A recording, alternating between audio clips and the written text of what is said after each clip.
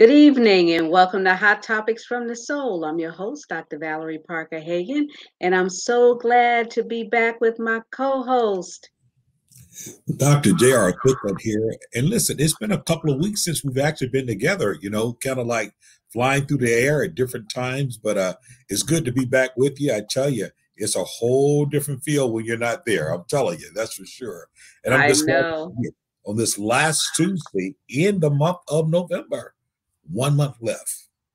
1 month left before we're out of 2021 into 2022. God has been so faithful, so kind, so gracious unto us. Absolutely. And speaking of gracious and kind, today is marked as, it's deemed as Giving Tuesday. And it's a day that's been set aside, especially for nonprofits and those organizations that are making a difference in the lives of people, whether it's education, empowerment, or whatever way. And it's been set aside on this Giving Tuesday that as people give, that literally what they give will be matched by the organizations, not our organization, but the greater organization that sponsors Giving Tuesday. And I know that we don't actually say a whole lot on this show about the opportunity to give, and for that we want to apologize. We promise to do better going forward. But definitely, what a great day of Giving Tuesday. And think about it. We both believe in a principle of giving. We practice that principle. That's what we do with our lives. Our lives have been driven by that principle. And when I think of it, it would be almost remiss of us not to give the people the opportunity to do that same thing.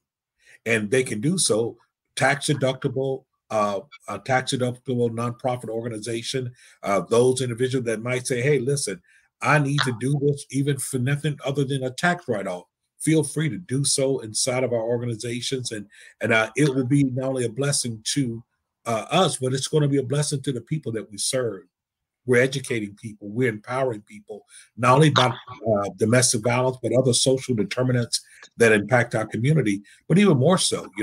Dr. Val, for years, you've done things to make sure that kids of victims receive things that they need. You've made sure resources was there, sometimes to even help relocate individuals or help Yeah. them get back on their feet. And we don't talk a lot about it because Hot Topic from the Soul talks about so many different subject matters.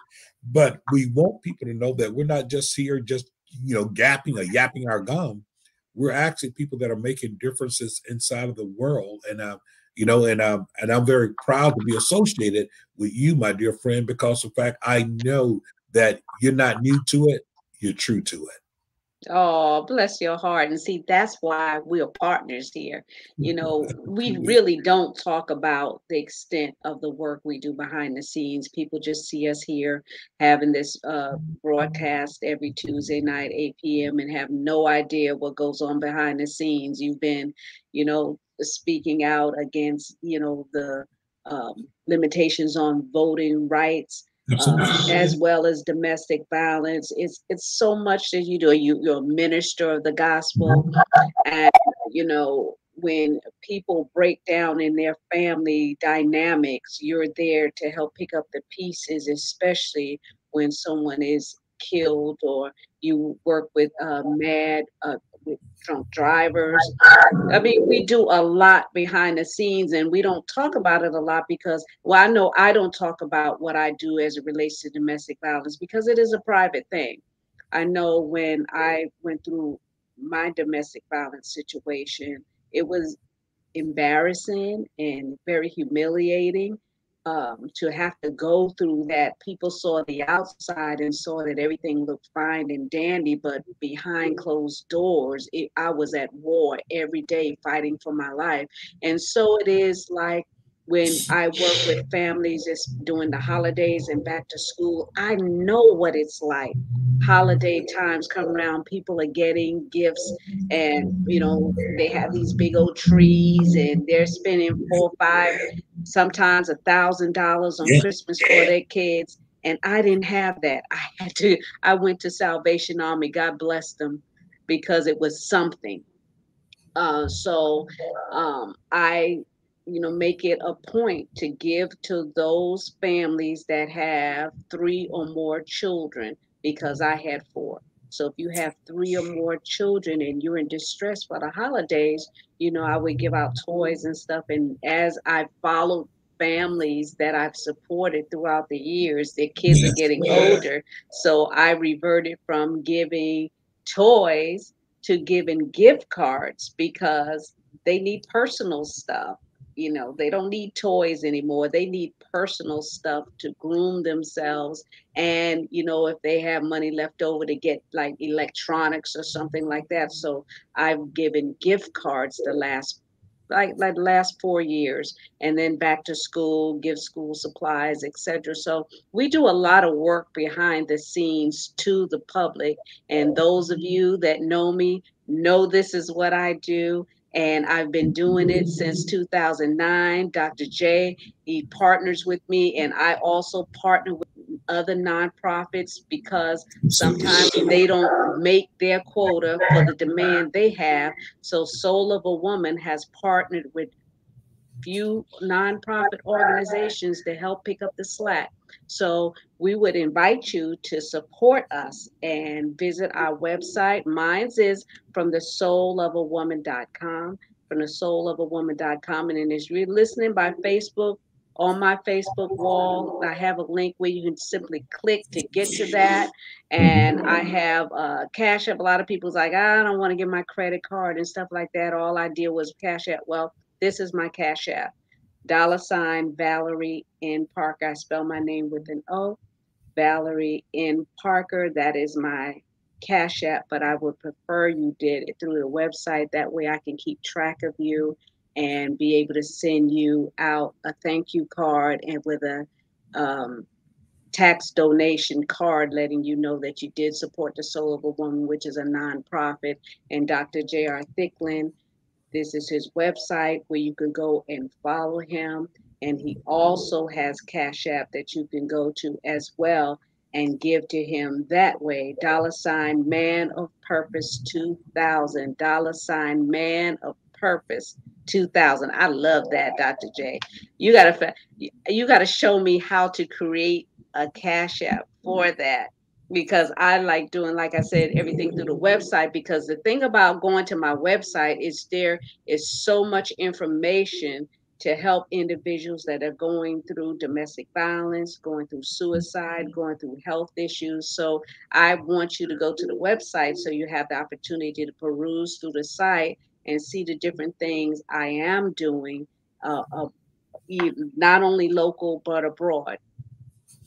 Absolutely. And that's the beautiful thing about the World Wide Web is that people, no matter where you're listening or watching from, and doesn't matter when, you're able to go to those websites and exercise that. jrthicklin.com is there. We have gotten destinybychoice.org there. But if you go to our Facebook pages, you'll find that link as well, where you're able to go directly and go right to the website and be able to make your contribution.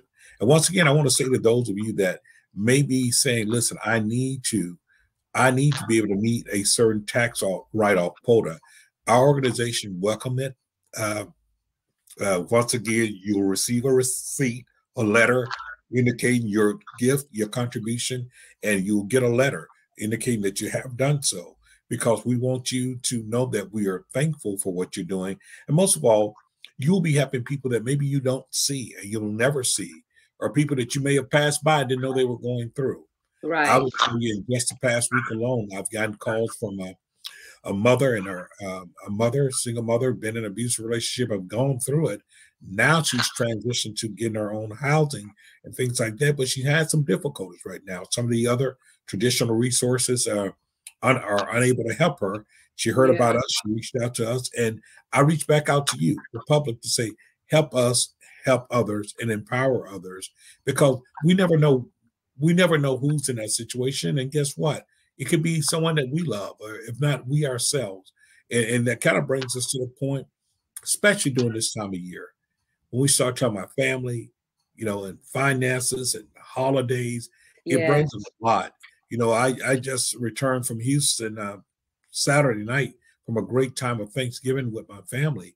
But you think about it, we flew out there, my beautiful princess, and that's my daughter and my grandson, and we flew out there with about 12 other family members from South Florida to go there. And so you think about those are finances and things, and then you get there and you all the accommodations that you're looking to do, and yet it's still you're right in the very eve of the holidays that's coming, and you're trying to make ends meet, and not only from a professional organizational standpoint where we're still reaching out to help others and we're going to be giving things to children and families, but also from a personal standpoint as well. And it's not always easy. I salute and I applaud those families who are really maneuvering during the holiday period, try Yes, to bring it's together the hard. finances and really just still, get through this without allowing it to be such a burden that they end up depressed and rather than having joy to the world. So that's really what our aim is tonight is how do we navigate through this? What is the proper attitude and what is it that people can do to encourage one another? And most of all, don't lose the spirit of joy because of the holiday, but rather let the holiday be contributing to the spirit of joy. I read a quote today that was interesting. It says, having somewhere to go is home. A lot of people say, well, I'm not in no home. I'm, Right. strange is hard. But when you can go into somebody's home where they welcome you, that becomes your home. And having someone to love is family. Absolutely. So, to show yourself friendly, you have to be a friend to individuals, and you have to show love. You can't just expecting love to come to you. You have to show love, and having both is a blessing. So when you have a home and someone to love, that is a blessing. Well, Dr. Val, I think we have a special guest tonight. And boy, this is so different because I've known this special guest, I might could say all their lives. I've known them their entire life. I've watched them grow. I've watched them grow from being this little beautiful little bundle of joy to just being absolutely an incredible young lady, incredible mother, incredible mind. I am so glad to say that she is part of my legacy. She is my only princess. I have four sons, and I have the one princess, and she's my daughter, Japricia Thicklin. She manages a whole department with the Urban League of Palm Beach County, but most of all, she is definitely a mover, a shaker, and she's going to be a history maker. And I tell you, I admire her in the way that she handles life, in the way that she handles things. So I want to say good evening to my princess, to Japricia. How are you this afternoon? Good evening. I am well. I cannot complain. I That's cannot complain. Happy to be here. It's great having you here. When we were talking about the show, Dr. Val and I were just talking about what we wanted to do, and she So said, just this, she said, why not have Japricia, your princess? And I was like, oh God, because I know she's going to probably say, God, Dad, you could have gave me a little bit more notice. But if I knew if there was any part of me in her, she would be adaptable and flexible. So I betted and I won. Yes, that's exactly what I said, but I thank you for thinking of me. Absolutely. So I know that Dr. Val have some questions for you as well, and I'm going to give her an opportunity to start off. I don't know if she's froze a little bit now or whatever, or that's just her patting a smile that is locked in time there. But definitely, first of all, here it is. We're the last day of November. Tomorrow is December 1st, and there are a lot of people right now who start feeling the pressure of the holidays, the pressure of Christmas. And sometimes people are so pressured that they don't get to really enjoy the spirit of the holidays because they feel this enormous pressure. I got to do this. I don't have enough to do that. I don't know how I'm going to make this work. And I'm not saying that there's anything wrong with it, but I think that overemphasis on it could really draw the very life out of a person inside of that. And so I say to you, you tend to handle things a little differently, whether it's what we see on the outside or the surface, or the fact that you're either compartmentalizing things in a way that you don't seem to allow things to steal your joy. And I got to ask you, what what gives you that type of confidence? I mean, how did you get to that place where you tend to be very organized, you think way out ahead of time, and you manage to be able to maneuver what you need to, and you're doing all this stuff while being a tremendous, terrific mom. I mean, I just want to know how you do it. I've been anxious to ask that question. I've just been on the sideline just watching and being just totally amazed. So how do you do it? What is your mindset? Okay, so first I have to say that nothing that I do is without God. He is definitely what keeps me moving. My faith is one thing that keeps me going. So my faith is number one. That helps me just get through each and every day. Every day I'm grateful to wake up. Every day I'm grateful to have the opportunity to do something. So whether that's being a mom, whether that's serving my community, whether that's working, whether that's giving back, whatever it is, I'm grateful to do so because I know this same day someone didn't make it to see. Right. So that's one thing. It's like, you know what, when I go somewhere, when I say I can't complain or I'm well, I can't complain because you can't. There's someone who didn't make it to this point, and that's something that always gets me going. But outside of that, I definitely think it's my family, having wonderful, wonderful parents, you and my mom as good examples, just continue to go and strive for everything that they want to do, everything that's set out before them. And that's something that gives me that get up and go motivation. I think I tell you all the time, you keep leaving huger footprints to walk behind. And that's something that is a motivator to me. And outside of that, like you mentioned, I'm a mother. My son, he gives me an extra boost of energy because he has enough for at least 5 to 10 people.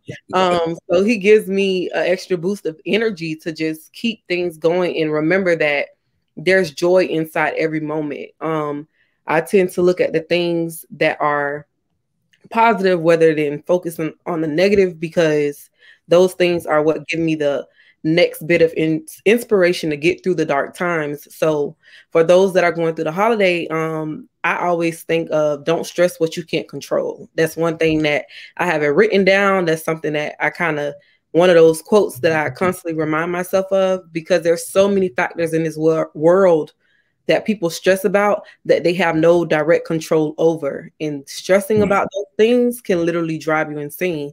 So the materialistic part of the holidays and the materialistic piece that everyone tends to hold on to, like, oh, I'm going to buy this, I'm going to get that, is not something that I take joy or pride in. I take joy in the things that make me feel good inside, those things that bring true joy, and that's family, that's creating memories. I am big on that. So those things are motivators and things that keep me going. And that's interesting because you are quite motivated. I'll share some things that were shared in my hearing, and you didn't know this when we were out in Houston together. And so, as you had gone out, one of your aunts, matter of fact, your aunt Cynthia said this to me. She said, "I have really enjoyed Japrecia so much this time. Said she is so bright, she is so smart." She is, she just has such a great spirit about her. It's just that this girl is so motivated. And I replied to her, I said, she is. I said, I'm absolutely amazed when I watch her, even myself. And it is because of the fact that you have this sense of resilience as well. And you tend to kind of put things in the right perspective.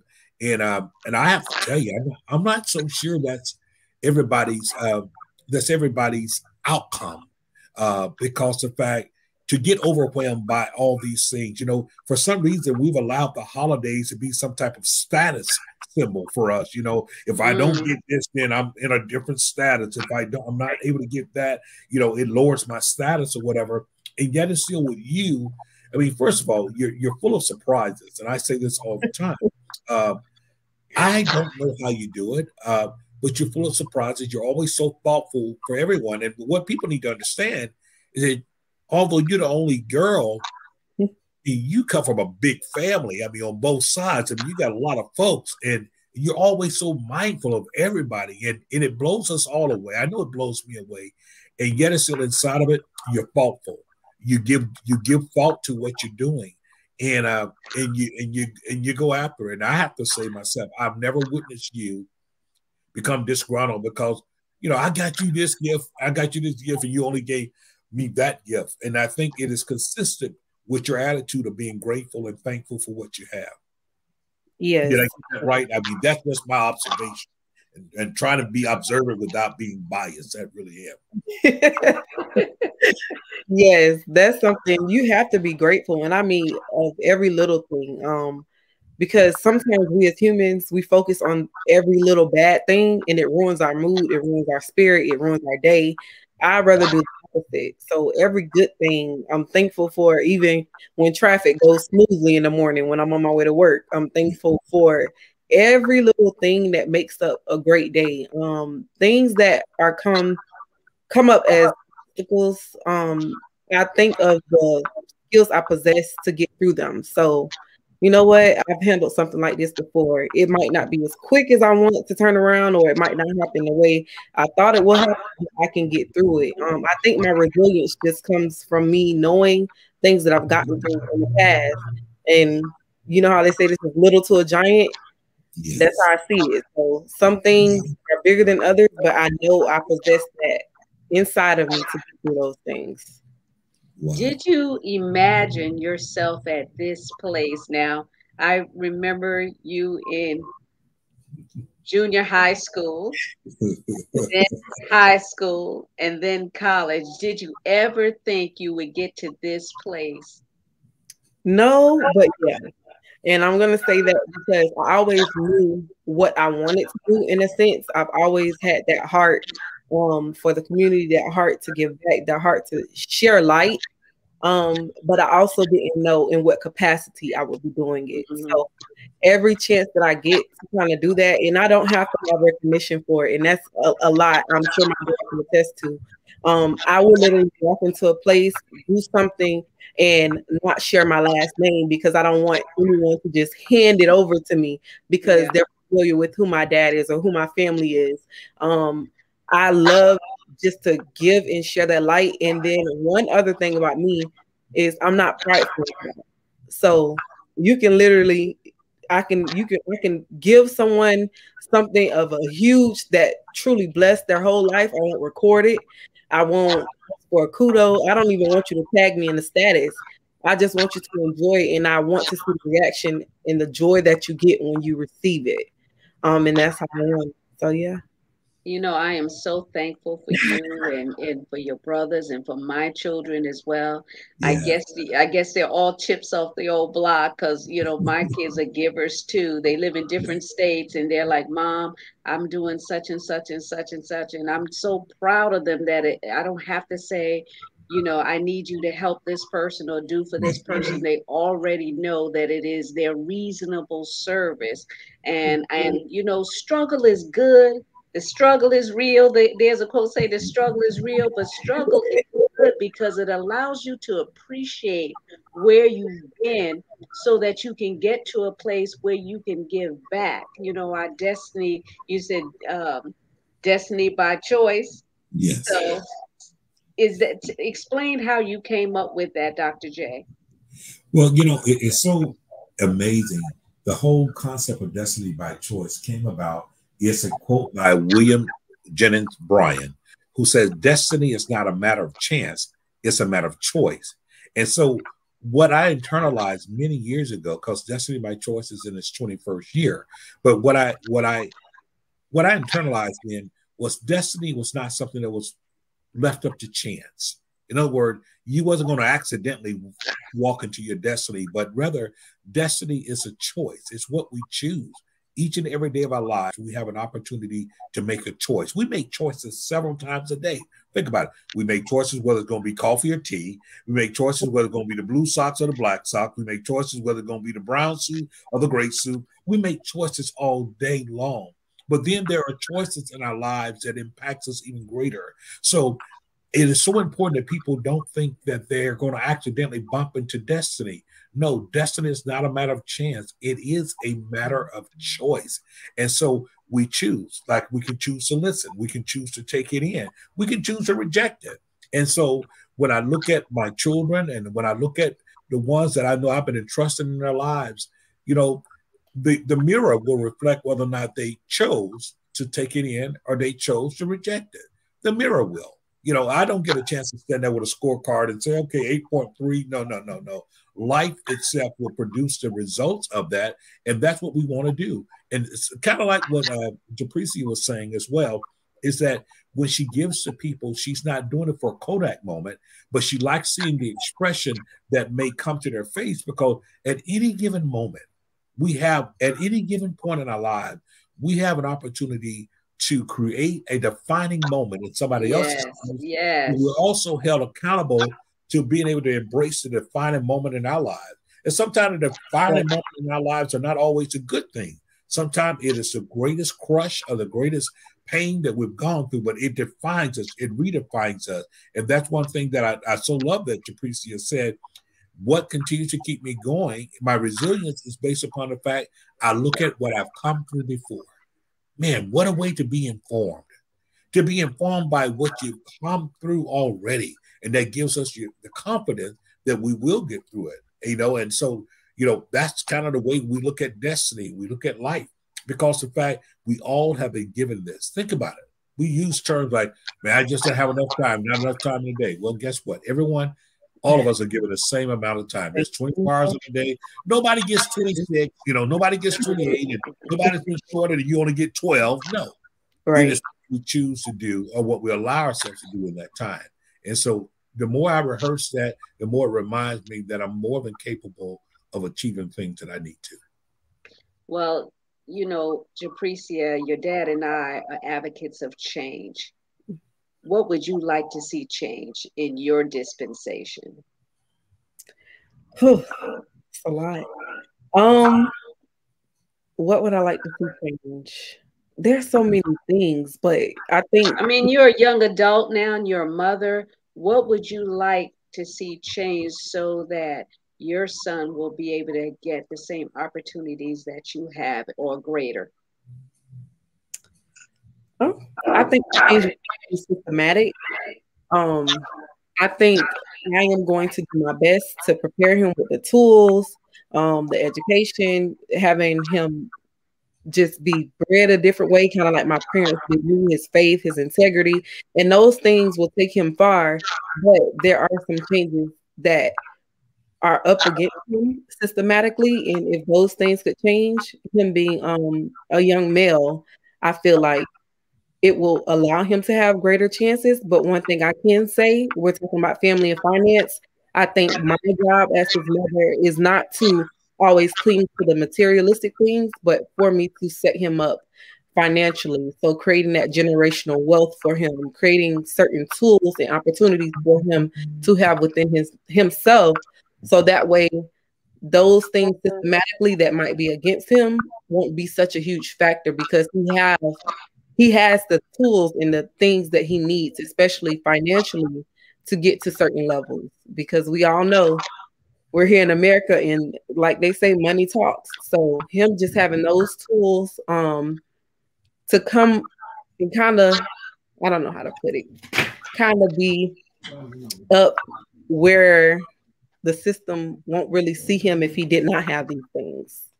How important do you think voting is that you would share to those in your age group? Because I know a lot of young adults say, my vote won't count. It won't matter. I'm just one person. What would you say regarding that?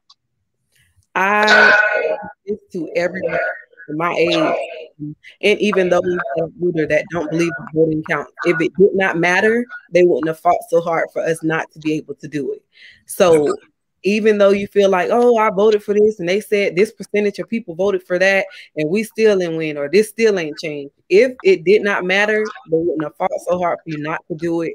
So voting, and I mean in every election, whether it's local, whatever it is, just let your voice be heard. There's so many people that died to put their lives on the line for us to have the opportunity to do so. And like I said, if it wasn't important, they wouldn't have fought so hard against it. So please, and that's one thing I can exercise. And I say that I exercise and I show it. I put it on my social media, like go out there and vote. It just takes a moment out of your time. If you're working, most jobs give you time to be able to vote if you're working during that day. It's very important. It's so funny that you asked that question. I just got off a meeting, and that was the last thing I talked about was the voting part. And it's almost like you was listening and on it. Because if it wasn't that important, it wouldn't be fought so strongly. And so we understand, our slogan has been, your vote is your voice. Your vote is your voice. And so, it's the one thing that equalizes things in this country is that, that you get a chance to say something. You're an individual. It shouldn't matter whether you're rich or poor, whether you're blind or with sight, whether you're crippled or not, you have a disability or not. The fact that you are a breathing human being, that you're a citizen of this country, you're registered to vote, you're over 18, this is something that, to me, is one of the last legitimizing rights that we have to be able to do so. And so, to be able to know that your voice counts. Now, for those that say it doesn't, it's generally those who have not looked at the fact of still the disparity in us voting. We have a current election that is now being fought for the Congress seat that was left by the late great Alcee Hastings. Yeah. And the Democratic process here early in November, it started off with about 19 people running for this seat. 19. Yeah. And at the end of the day, guess what? Right about now, the winner won by 5 votes. 5. Yes, 5 votes. Now, 5 votes. That's why I was like, and people say my vote don't count. Look how many people sat back and said, yeah. Yeah. And so now, with that being happening, now you have lawsuits saying, well, okay, so let's look at technicalities. And that's part of the problem that we're dealing with now with these new election laws that are coming. But we're trying to eliminate people's voice through technicalities. Yeah. And we're trying to create the technicalities so that people can be eliminated. And then we say this is all to make sure that voting is all right. Not at all.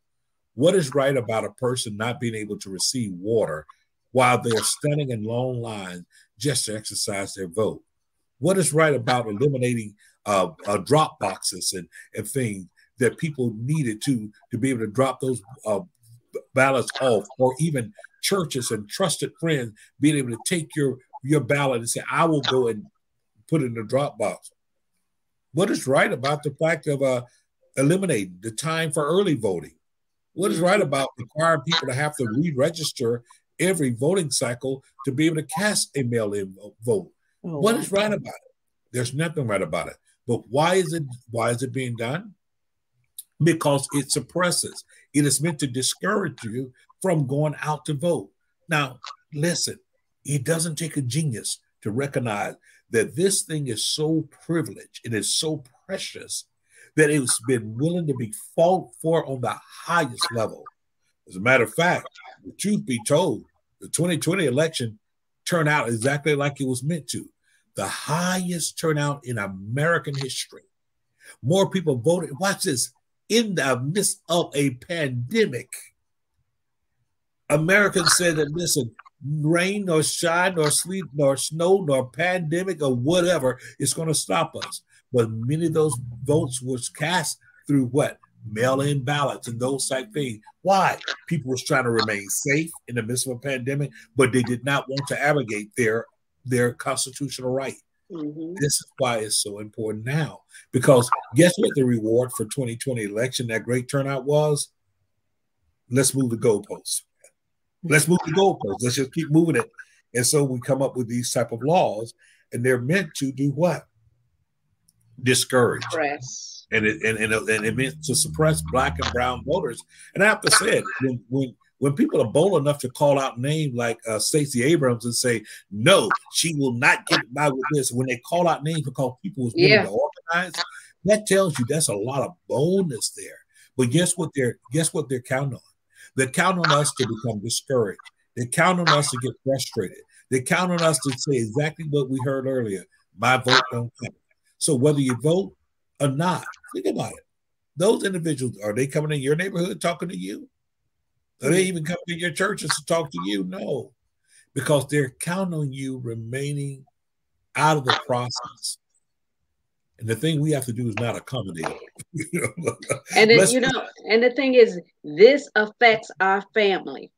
It This does. affects our finances. Yes, And yes, it's also going to affect us every holiday because of the fact absolutely. that you're not going to be able to make ends meet and you're not going to be able to provide for your families. And some of you won't even be able to get together with your families Absolutely. because of who's in position at any given time. Not only the president, I'm talking about local uh, Yeah. Yes. administrators that are in place too. Our monies and how we function on a daily basis in our communities are held down by the people that we vote in, our mayor, our Yeah. commissioners. They Yes. govern the finances and disperse it into our communities. So if you sit back and say my votes don't count, well, this one here is proof that someone lost by 5 votes. Yes, votes do count. And I Absolutely. guarantee you, there's probably more than 5 people that sat home and said, my vote don't count, that could have made a difference. So, yes, your vote is valuable. I wonder with those concerts that are hosted 30, 40, 50,000 people and people willing to risk their lives at a concert, I wonder how many in that group would be willing to risk their life for change. Wow. Hmm. That says a lot. That does. So when we speak to value, I mean, Japricia, you have been a part. I mean, on your, I call it on your day job, you are in charge of basically over a program that deals with a lot of young people. You inspire them. You help connect them to things and such as that. And so your voice carries weight. A few weeks ago, I saw how powerful that was when I was totally amazed that on this very big Zoom call, this whole community forum, and I looked and I started seeing people putting their names in and they were representing high schools this and high schools that. And I'm like going to myself, totally forgetting about my daughter. I'm like saying, where are all these young people coming from to listen to a forum on domestic violence? And it was bananas.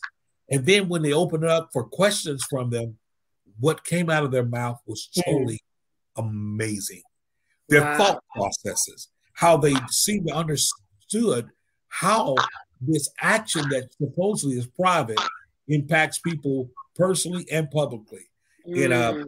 and so when you talk about engaging, I know that you guys always have young people to make sure they volunteer.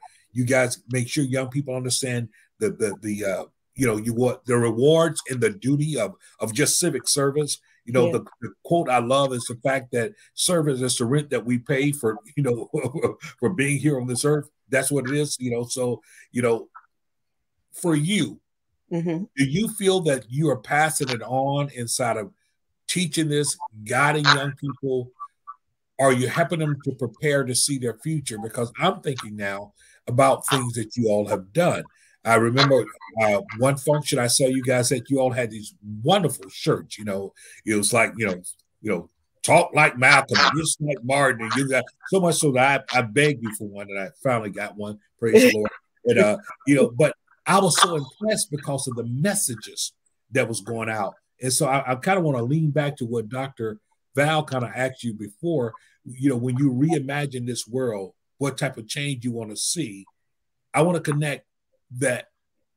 Do you see with what you're doing, even through your job and that aspect, that you are doing just that? You are creating that change. You are creating a mindset change. You're creating a sense of pride, because for people who don't feel like they belong, they generally won't. Exactly. I definitely do. I think that one of the biggest things that we lack sometimes is knowledge. So I feel like it's my job, especially dealing with the youth, is to put that knowledge out there and also be an example to them. So I can't expect you to get up on a Saturday morning to serve your community if I can't get up. Yeah. I can expect you to make your voice heard if I'm not doing my part. And so I am an example and I put out the knowledge. I show them exactly like you said, the numbers count. So when you show them this election was won just by a difference of 5 people, and these are the statistics in your community. Where's your family in this rainbow of statistics? And most of them will tell you, oh, this is my family right here. This is how my family is. And you just put it out there. And we just put it out there to let them know that their voices are heard. For example, we had them write letters to the late Alcee Hastings when he was here. And we actually received some responses. And they were like, what? They responded to me? Yeah, they responded to you because you count. Your voice counts even now in a high school setting or in a middle school setting. Once you train them up young, they get that implanted in them. So that pride, that wanting to do so, that, hey, you know what? I am here. They do see me. They recognize me. It lets them tell the people around them, their families, in their community, like, come on, we can do this because this program or this person has showed me that this works. So I make sure I pass on the knowledge, and then I lead by example. I show them exactly what they can do. So when I tell them the things that I've done and just bring them into a new area and let them network and let them, okay, this is the head of this is the CEO of here. Oh, you gonna let me meet the CEO? Miss, I'm scared. No, don't be scared. You're gonna be the next. You're gonna be the new. You're gonna be the improved. You're the future. They have to envision themselves, embrace a larger vision of themselves, and that's what you're exposing them to, which is a powerful position to have. Yes, and it's my pleasure to do so because I know that even though I'm not that old, I know that they are the future. They have next. And to empower them and get them ready for that, you have to start now. Mm-hmm. Right. Absolutely. Wow. I forgot who I was talking to today, but the conversation was kind of like what we're talking about now. What are our expectations for tomorrow if we don't impart revelations into the next generation? There won't be anything left. There will not be anything left. So, when we embrace, the cultures where it's okay to swag with your pants hanging down and have all golded out. I thought that phase passed, but I turn on the TV, they're still doing it. They're having their hair looking all crazy. If we're allowing them to be exposed to that type of culture, what's going to be left for those children that they're bringing into this earth realm? And it goes from generation to generation. You see babies having babies because there's been nothing put in them. I was talking to my nephews a couple of years ago, and I was talking to them about the Bible and a simple Bible story. They had no idea who Noah was. Wow. Had no idea. I could not believe it. I thought they were kidding. And it was like, I don't know nothing about that.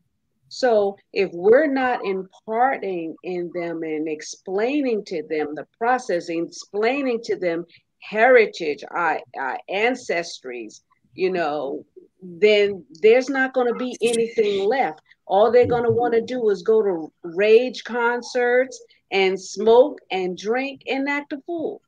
Mm-hmm. Wow. Well, so speak to heritage for you, Japrecia. What does heritage say to you? Do you feel that you are indebted to heritage and that you owe it? We've often, our whole life, I always have talked to you all about paying it forward and legacy and what that meant and things. And now that you have your little one, I mean, my bundle of joy, your bundle of joy, Jace, what does that mean to you? That means that I have to strive and put in 110 more percent. One, I must say, I had to relearn my heritage. I had to relearn my history. I had to relearn who I was. Sadly, I learned most of that after after high school. So once I went off to college and I went to a great HBCU, FAMU, and I had to relearn and learn some things that I didn't even know about who I was as a young Black female. So now, not just putting out that, but putting out what's in us, our history and all the greatness we come from, the things that was covered up and painted white, painted tan, and made it look like it was other people outside of us. I make sure I share that. I bring back, and then I also show them it takes one person in your family to change your whole family's trajectory. One person. So by you wanting to be that change, like you kind of said earlier, the struggle is real. When someone is truly tired of struggling, they're going to pull something from within themselves to change that. Um, so you being that one person who wants to change that for your whole family, and then make sure that the others to come up behind you don't have to deal with that same thing, but they also pay it forward and make sure they give the knowledge, give the resources, give everything they have into making everyone aware, that is what is going to change. So those legacies that are being created won't be full of generational curses that can't be broken. It's going to be full of what can we do to bring it to the next level? What can I do different? What can I do to change everything around me? So that knowledge and just giving back. And yes, I'm forever indebted to making sure that young people, my little one, my family, and anyone that I can reach knows that this is a possibility.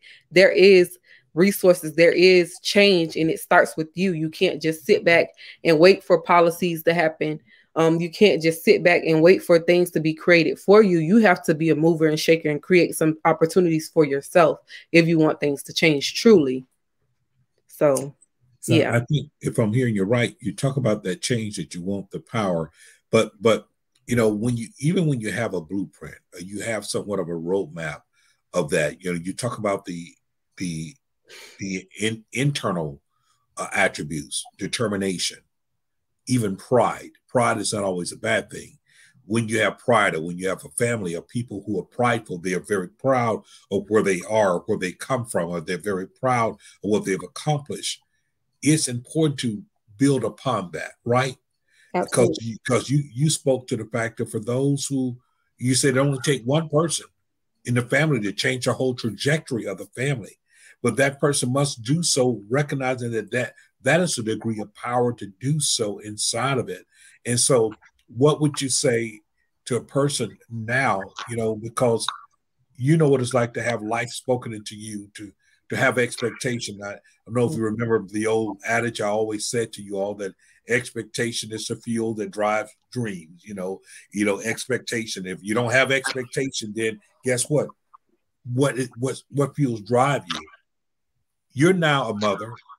You have an amazing little boy. I'm so glad to say amazing little grandson. And you can see talent in him, you can see ability, you see creativity in him, and all of that. In what way do you see yourself using your expectation to continue to drive dreams? How will that impact him going forward? I mean, and I want to tell you about that, because here you are, you went to historical Black college there at FAMU, go Rattlers. Yes. And then you went on to do your graduate work at Florida State. So Tallahassee became addictive. And so you're there with the Seminoles. And you're not done even yet. And how much, this is a question, how much does your expectation, meaning the future towards your son, how much is that a drive to you to do better? And how much it is also a drive to you where you were pushed to? I always call that at some given point, we're always in between. We're between the past and the future. Mm-hmm. So in what way does those things impact your expectations? Okay, so one, again, he is one of my bigger motivations. So right now I'm in that in between. So I went back and forth, like, are you going to go ahead and get your doctorate? Are you going to go ahead and get licensed? What are you going to do next? Because although you're awesome now, there's so much more in you. There's a bar to be raised. So that's where I am, knowing that I have this little person looking at me, but that drive in me is going to set his bar so much higher, because he's born into a different era. So he's born with technology at his fingertips. He know how to operate a phone, a tablet, a computer. What is that about? I don't understand. These little kids even know how to get your passwords. Oh yeah. Yeah. They're born with it. They're born with it right there. I remember getting my first cell phone about 12, 13, and it had minutes, and that didn't last long because Oh no, it didn't. my dad seen I can run up that I can run up those minutes. It was like, oh no, let's rethink this. But they're born with it. So I have to now improve myself more and more so that way his minor expectations are what my major expectations were when I was coming Wow. up because he's born into so much more. But I think that is something that continues to drive me, just knowing that I have to reach greater so that he can be the greatest. I don't know if I'm answering it fluidly, if I'm answering it in its capacity that I can answer it, but I know that in order for him to be at the best potential, I think he could be, and there's so much in him, like you can see it.